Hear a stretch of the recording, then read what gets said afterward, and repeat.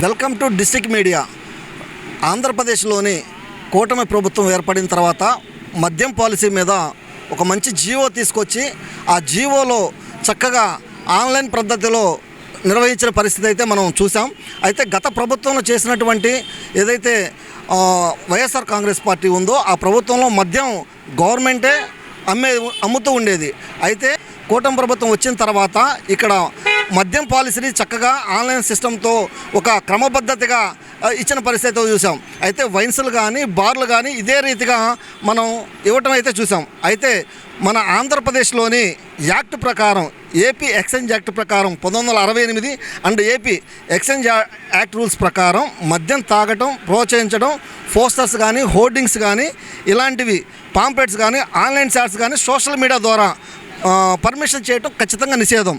ఈ విధంగా చేసిన వాళ్ళకి ఖచ్చితంగా జరిమానా, శిక్ష, లైసెన్స్ ఈ విధంగా ఉంటాయి.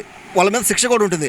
అయితే ఎక్సైజ్ వాళ్ళు ఇక్కడ ఏదైతే మనం చూస్తున్నామో ఆ యొక్క బారు వాళ్ళు ఈ విధంగా మనం చూస్తున్న ప్రకారం వాళ్ళు ప్రమోషన్స్ అయితే ఖచ్చితంగా చేస్తున్నారు.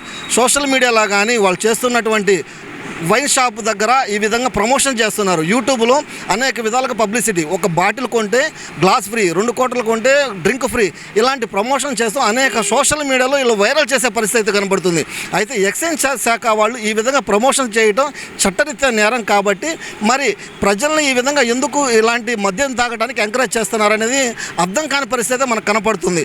కనుక ఇలాంటి ఎక్సైజ్ శాఖ వాళ్ళు దీని మీద ఎవరైతే ప్రమోషన్ చేస్తున్నారో ఆ ప్రమోషన్ చేస్తున్నటువంటి వైన్ షాప్ వాళ్ళ మీద చట్టపరమైన చర్యలు తీసుకోవాలి అని ప్రజలైతే కోరుకుంటున్నారు. ఇలాంటి ప్రమోషన్ చేయటం వల్ల ప్రజలు మద్యానికి బానిసలు అవుతున్నారు. కనుక ఇలాంటి మద్యం పాలసీలని వీళ్ళు ఈ విధంగా ప్రమోషన్ చేయటం అనేది ప్రజలు చాలా ముక్కు మీద వేలేసుకుంటున్నారు. ఎందుకంటే క్వార్టర్ కొంటే బాటిల్ ఫ్రీ, బాటిల్ కొంటే వాటర్ ఫ్రీ అనే విధానం అది చట్టరీత్యా పూర్తిగా నిషేధం కాబట్టి ఇలాంటి చర్యలు ఉండకూడదని చెప్పేసి ఇక్కడ ప్రజలైతే ఖచ్చితంగా కోరుకుంటున్నారు. వీళ్ళ మీద చర్యలు తీసుకోవాలని ఎక్సైజ్ శాఖ వాళ్ళు ఈ వైన్స్ ఏదైతే ఉందో ఆ వైన్స్ మీద చర్యలు తీసుకోవాలని చెప్పేసి కోరుకుంటున్నారు.